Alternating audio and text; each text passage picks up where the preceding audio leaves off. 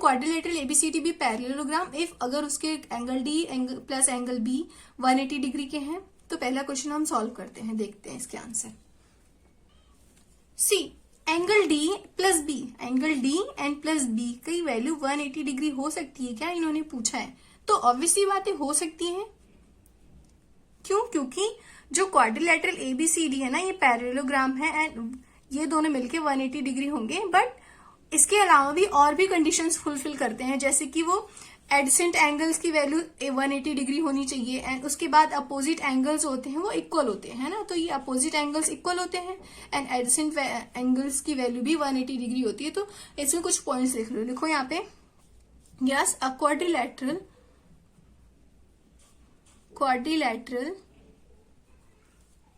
ABCD can be a parallelogram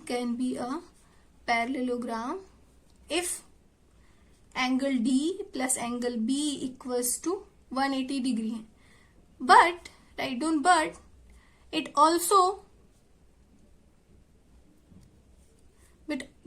also नहीं, इसके अलावा इसमें ये भी मेंशन करो, बट इट शुड मतलब इसको चाहिए, it should also fulfill some condition। अब वो क्या है, जैसे कि ए लिख लो कि उनके जो सम है, the sum of adjacent angles should be 180। पहला कंडीशन तो ये हो गया। And second is opposite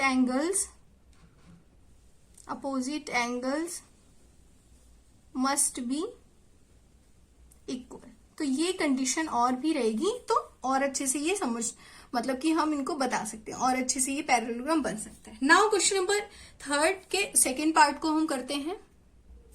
question number 2 में जो इन्होंने दिया है, जैसे कि मैंने फिगर बनाया, ए बी की वैल्यू 8 सेंटीमीटर, डीसी की वैल्यू 8 सेंटीमीटर है ना, ये दोनों तो इक्वल है। एंड एडी की वैल्यू 4 सेंटीमीटर है, बट बीसी की वैल्यू उन्होंने 4.4 सेंटीमीटर दी है। तो क्या ये पैरेललोग्राम हो सकता है? नहीं। तो राइट डाउन यहाँ पे नो। क्यों? क्योंकि अपोजिट जो साइड होती है ना वो इक्वल होती है, जैसे कि हमने शुरू में ही पढ़ा, हम शुरू से पढ़ते आ रहे हैं। अपोजिट साइड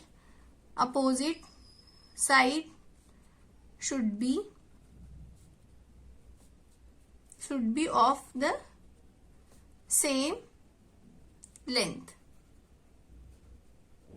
है ना, जिसमें यहाँ पे AD इक्वल्स टू BC नहीं है। तो ये क्वेश्चन नंबर 2 का आंसर हो गया। क्वेश्चन नंबर 3 में इन्होंने क्या पूछा है? 3 में एंगल A इक्वल्स टू 70 डिग्री and angle C equals to 65। तो क्या ये पॉसिबल है? नहीं। हमने तो ये पढ़ा है कि जो अपोजिट एंगल्स होते हैं वो भी इक्वल होते हैं। एंगल A जो है अगर 70 है तो एंगल C 65 हो सकता है क्या? तो ऐसा तो नहीं। अपोजिट एंगल्स भी जो होते हैं इक्वल होते हैं। तो जस्ट मेंशन करो इसमें नो। क्यों? क्योंकि opposite angles should be of the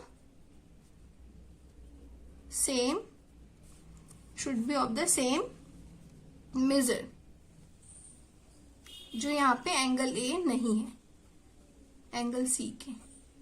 ठीक है, इस तरीके से हमने क्वेश्चन नंबर 3 भी कर लिया। मूव करते हैं क्वेश्चन नंबर 4 पे।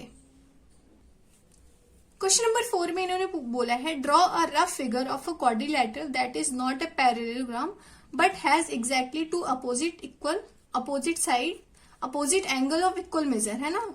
पैरेललोग्राम हमें ड्रॉ करना है बट उसके सिर्फ 2 ही अपोजिट एंगल्स जो हैं उनके जो मेजर है वो इक्वल होने चाहिए। तो चलो हम इसको ड्रॉ करते हैं। तो ऐसे तो हमने पढ़ा भी था कि काइट ही ऐसा एक एग्जांपल है जिनके 2 ही अपोजिट एंगल्स होते हैं ना, 2 ही अपोजिट एंगल वो इक्वल होते हैं। ठीक है, जो पैरेललोग्राम है। तो जैसा कि देख सकते हैं फिगर मैंने यहाँ पे ड्रॉ किया है, ये एग्जाम्पल है काइट का। तो राइट डाउन यहाँ पे ABCD is a quadrilateral,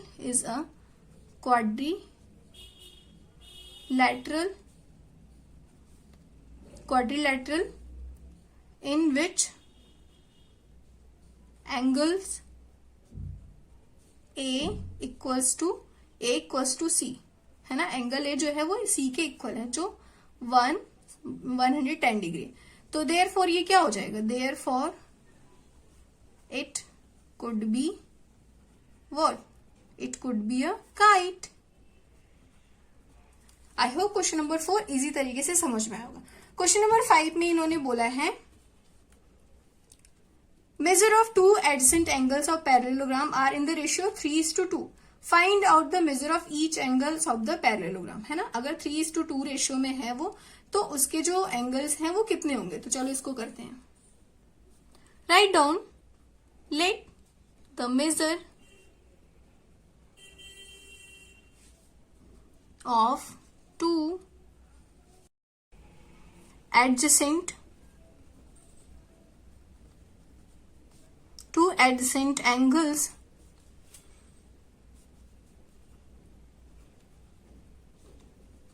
A and B, जो उन्होंने बोला है क्वेश्चन में, B 3x and 2x, है ना। तो ये उन्होंने क्वेश्चन में बोला है, तो हमें जस्ट यही लिख देना है, ठीक है। पैरेललोग्राम ABCD, है ना, ये इन पैरेललोग्राम ABCD, ये इनको जो क्वेश्चन में गिवन था वो लिख दिया। Now write down angle A plus angle B equals to 180 degree, right. तो एंगल A की वैल्यू 3x प्लस एंगल 2 की value 2x equals to 180 degree हो गया। अब क्या ये 5x इक्वल्स टू 180 डिग्री हो गया। x की वैल्यू 180 डिवाइड करोगे 5 से तो क्या आएगा आंसर, 36 डिग्री हो गया, है ना। As we know opposite sides होती हैं पैरेललोग्राम की, वो इक्वल होती हैं। तो write down, as we know opposite side, as we know that, यहां पे लिख लेना, opposite sides of parallelogram are equal, है ना। पैरेललोग्राम की जो अपोजिट साइड्स होती हैं वो इक्वल होती हैं। तो क्या हो जाएगा यहाँ पे, angle A, write down, angle A equals to angle C equals to 3x।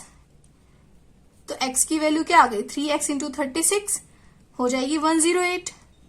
तो हमें ए की, तो angle A and angle C की वैल्यू पता चल गई। अब वैसे ही एंगल बी और डी की भी पता चल जाएगी, है ना। तो यहाँ पे लिखो, इसके बाद यहां से लिखना angle B equals to angle D, 2x थी, 2x equals two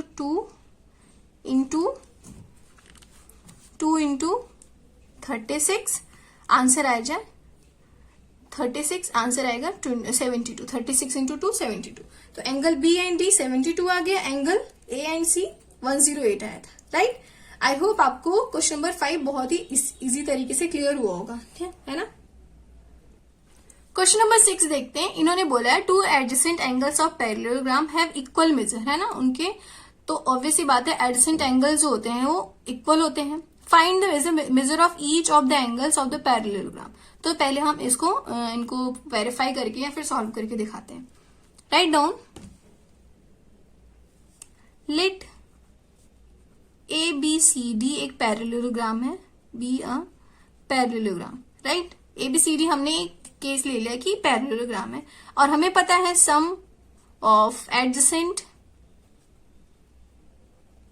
angles of parallelogram जो होती है वो 180 डिग्री होती है, सप्लीमेंट्री होती है, राइट। तो अब क्या हो जाएगा, angle A plus angle B जो है वो हो जाएगी 180 डिग्री। ये एडजेसेंट एंगल B जो है वो 180 डिग्री हो जाएगा। तो एंगल A की वैल्यू तो अपने आप पता चल गई कि 90 डिग्री होगा, क्योंकि दोनों ही जो इक्वल है ना 180 डिग्री, तो एक एंगल जो है वो 90 डिग्री का होगा। तो अब यहाँ पे लिखना है, उसके बाद एंगल B भी 90 डिग्री का हो जाएगा, राइट। दोनों मिलके ही तो 180 डिग्री बना रहे हैं। तो अब यहाँ पे लिखो, राइट डाउन, एंगल A जो है वो एंगल C के इक्वल हो जाएगा 90 degree, and angle B equals to angle D के हो जाएगा 90 डिग्री। तो ये हमने इनको जस्टिफिकेशन दे दिया कि इस तरीके से जो है पैरेललोग्राम बन सकता है, राइट। नाउ क्वेश्चन नंबर 7 पे मूव करते हैं। सो क्वेश्चन नंबर 7 में इन्होंने एक फिगर दिखाया है पैरेललोग्राम का।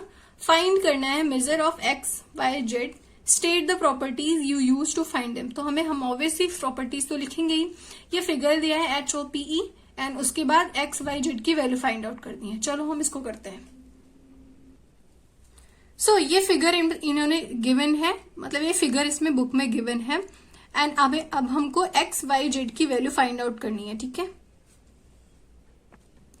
राइट डाउन सबसे पहले तो जो गिवन है एंगल HOP क्या है यहाँ पे, एंगल HOP है ना, HOP प्लस करो यहाँ पे प्लस 70, क्योंकि यहाँ पे 70 है, इक्वल्स टू हो जाएगा 180 डिग्री के। क्या के, क्यों, क्योंकि एंगल्स जो है वो लीनियर पेयर के, angles of linear pair, right, इतना समझ में है। अब एंगल HOP इक्वल्स टू हमें पता चल जाएगा 180 माइनस 70, आंसर आ जाएगा 110 डिग्री, राइट, लीनियर पेयर की वजह से। नाउ एंड जब इतना पता चल गया तो एंगल E इक्वल्स टू हो जाएगा HOP के, angle E equals to HOP, क्योंकि एंगल E HOP है ना, तो क्योंकि opposite angle, write down opposite angle of parallelogram equal होते हैं, राइट, इतना समझ में एंगल E कैसे इक्वल होगा। एक्स देखो, एक्स क्या हो जाएगा फिर 110 हो जाएगा, क्योंकि HOP वही था ना, 110 आया था। एंगल PHE क्या होगा, इक्वल्स टू होगा HOP के, क्यों, क्योंकि अल्टरनेट एंगल है, अल्टरनेट एंगल्स, ठीक है, ये इसलिए इक्वल होगा क्योंकि अल्टरनेट एंगल है। तो अब y की वैल्यू क्या हो जाएगी 40। समझ में आया क्यों हो रहा है ये सब चीजें। उसके बाद अब लिखो now angle EHO equals to हो जाएगा एंगल O के, जो कि है 70 डिग्री, क्योंकि कॉरेस्पॉन्डिंग एंगल है,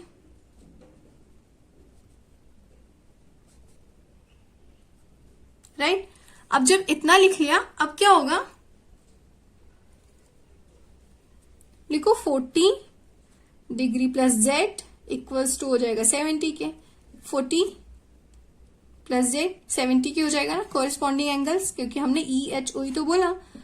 आंसर हो जाएगा Z की वैल्यू क्या आ जाएगी 30 डिग्री, क्यों, हमने ये 70 माइनस 40 डिग्री किया है, ठीक है, इस वजह से 30 आ गया। अब क्या होगा, लिखो यहाँ पे hence x equals to 110, y equals to 40 degree and हमने फाइंड आउट किया z की वैल्यू क्या आई 30 डिग्री।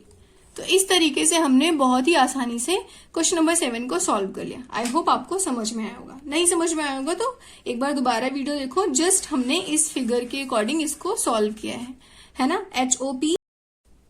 सो अब करेंगे क्वेश्चन नंबर 8। क्वेश्चन नंबर 8 में इन्होंने कुछ फिगर्स दिए हैं, GUNS एंड RUNS, ये पैरेललोग्राम है। फाइंड करना है x एंड y की वैल्यू सेंटीमीटर में।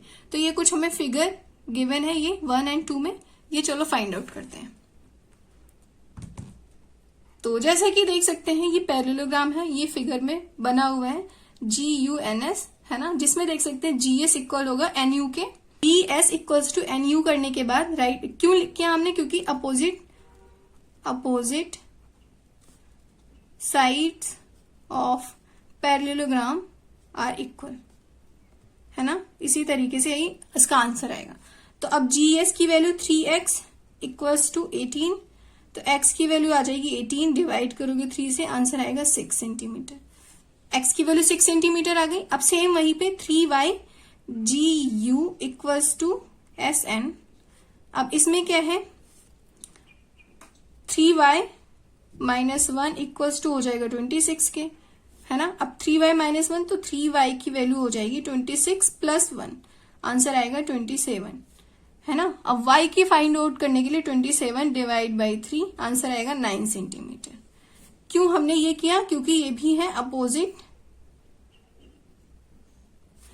एंगल्स जो है पैरेललोग्राम्स के वो इक्वल होते हैं, है ना, ये आपको ध्यान देना है, राइट।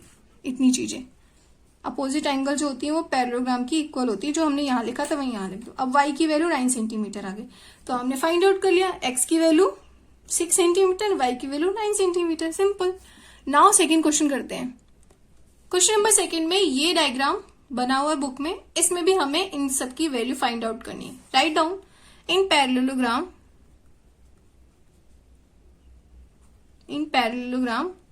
RUNS, इसमें y प्लस 7 ये है इक्वल्स टू के 20, y प्लस 7 20 है, तो y की वैल्यू हो जाएगी 20 minus 7 equals to 13 centimetre, right. And x y plus कितना दिया है 16, एंड हमें पता है y की वैल्यू जब आ गई 13, तो write down x plus 13 equals to 16, x की वैल्यू हो जाएगी 16 माइनस 13, आंसर आ जाएगा 3 सेंटीमीटर। तो हमने x की वैल्यू फाइंड आउट कर लिया एंड y की वैल्यू, तो write down hence x equals to 3 centimetre and y equals to 13 centimetre. तो इस तरीके से हमने फाइंड आउट कर लिया।